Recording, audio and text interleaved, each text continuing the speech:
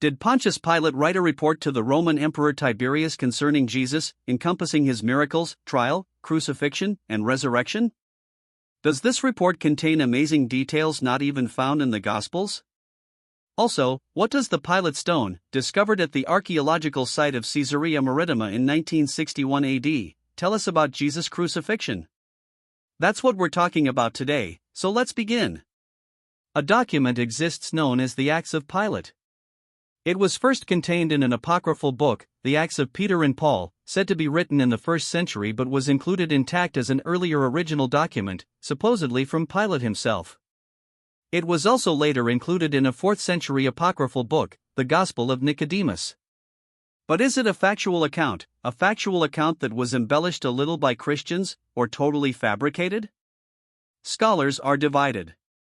Some ancient writers believe that Pilate did send such a report, and it makes some sense, as in the report Pilate indicates that Herod Antipas was speaking badly of Pilate to Caesar, and Pilate wanted to defend himself before the emperor. That is a logical reason to have written a report, and one must ask if anyone fabricating a report would have added a detail like this. It really seems unlikely. In AD 138, Justin Martyr, the early church father, wrote to the Roman Emperor Antoninus Pius and referred him to Pilate's report, using these exact words and referencing this exact report. This is a key piece of evidence. Obviously, the report was common knowledge in and around 150 AD and was preserved in the imperial archives in Rome for the Emperor Pius to have been able to read it. Here is part of what Justin Martyr wrote to Caesar: "And after he was crucified, those who crucified him cast lots for his garments and divided them among themselves to make them more satisfied."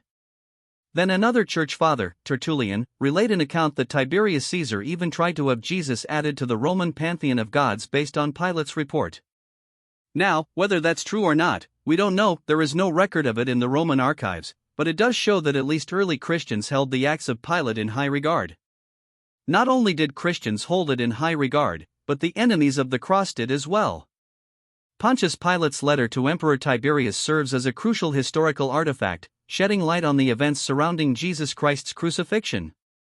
Its significance is underscored by the efforts of Emperor Maximinus in AD 311, who orchestrated a counterfeit version of these acts aiming to undermine Christianity's influence. This manipulative tactic suggests the profound impact the original Acts of Pilate had within the empire. By delving into this document through a series of episodes analyzing Pilate's words and providing commentary, we aim to offer insight into this pivotal moment in history. Join us on this journey by subscribing to our series to ensure you don't miss a single episode. We commence with the opening lines of Pilate's letter to Emperor Tiberius. Pontius Pilate to the Emperor Tiberius, greeting. Recent events in my province have been of such a character that I thought I would give the details as they have occurred, as I should not be surprised if, in the course of time, they may change the destiny of our nation. For it seems of late that the gods have ceased to be propitious. I am almost ready to say, cursed be the day that I succeeded Valerius Gratus in the government of Judea. It seemed to me of all conquered cities, Jerusalem was the most difficult to govern, so turbulent were the people that I lived in momentary dread of an insurrection. To suppress it, I had but a single centurion and a handful of soldiers. I requested a reinforcement from the prefect of Syria, who informed me that he had scarcely troops sufficient to defend his own province. An innate thirst for conquest to extend our empire beyond the means of defending it, I fear, will be the means of destroying our noble empire. Those were the words of Pontius Pilate. Pause and reflect on the significance of this passage. Pilate's communication to Caesar suggests a startling revelation. Jerusalem's defense rested upon a single centurion within his cohort, typically comprised of only about 100 soldiers. Pilate's predecessor, Valerius Gratus, expressed his frustrations with governing Judea, viewing Jerusalem as exceptionally difficult to govern due to the turbulent nature of its people. This background sets the stage for Pilate's subsequent account of the precarious situation he inherited. Pilate's account reveals the inadequacy of military resources for maintaining order in Jerusalem, despite the city's potential for unrest. He had only a single centurion and a handful of soldiers. This shortage of troops highlights the precariousness of Roman control in the region and the challenges of quelling potential uprisings.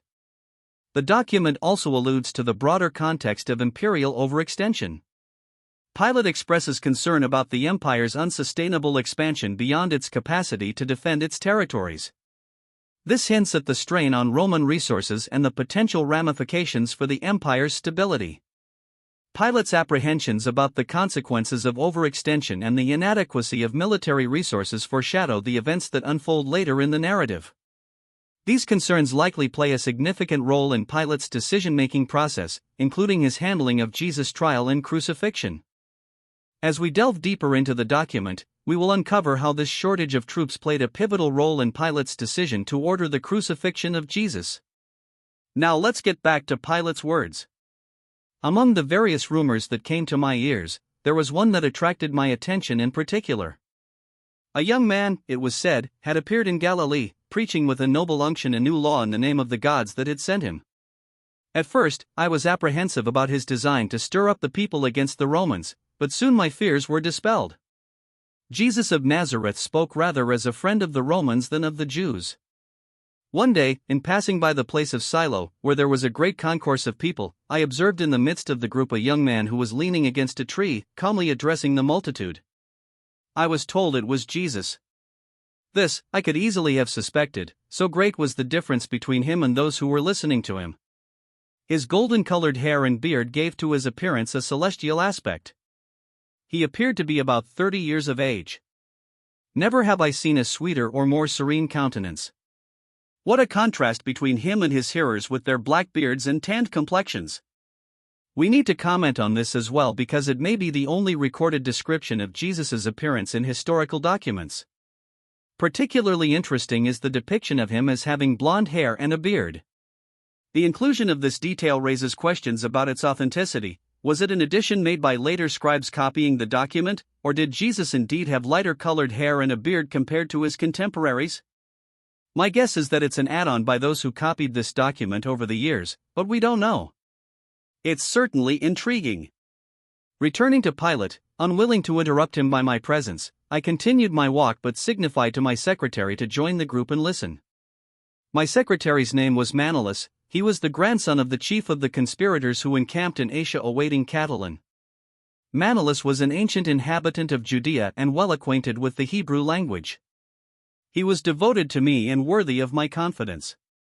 Upon entering the praetorium, I found Manlius, who related to me the words that Jesus had pronounced at Silo. Never have I heard in the pedagogy, nor in the works of the philosophers, anything that can compare to the maxims of Jesus.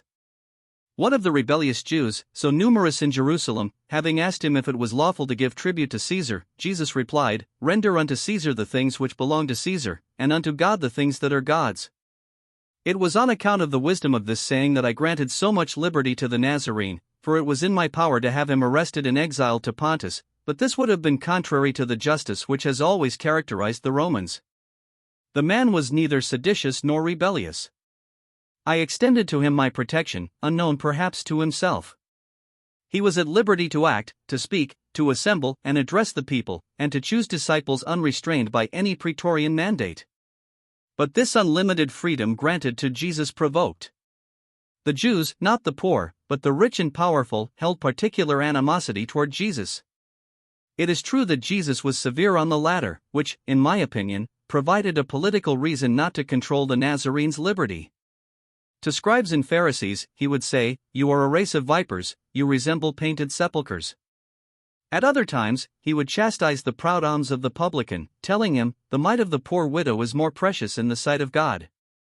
Daily, new complaints were lodged at the praetorium against the insolence of Jesus.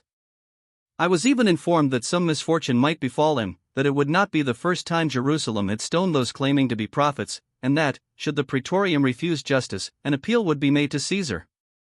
However, my conduct was approved by the Senate, and I was promised reinforcement after the conclusion of the Parthian War. Too weak to suppress a sedition outright, I resolved upon a measure that would establish the city's tranquility without subjecting the praetorium to humiliating concessions. This hesitation indicates that Pilate was reluctant to crucify Jesus, opting instead to hand him over to calm the political unrest and prevent potential uprisings. Now, let's examine some artifacts associated with Pilate and their insights into Jesus' death.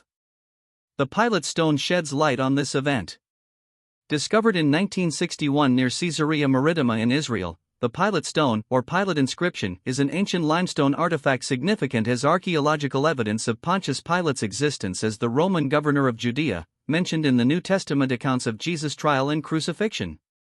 The inscription reads, to the divine Augustus Tiberius, Pontius Pilate, prefect of Judea. Caesarea Maritima, located along Israel's Mediterranean coast, was an important Roman administrative center. Archaeologists found the stone reused in a staircase leading up to a theater at the site. Its Latin inscription carved into limestone allowed for its identification. Thanks for reading. Let us know your thoughts on the Acts of Pilate. Do you think it's legitimate? Stay tuned for more, and goodbye.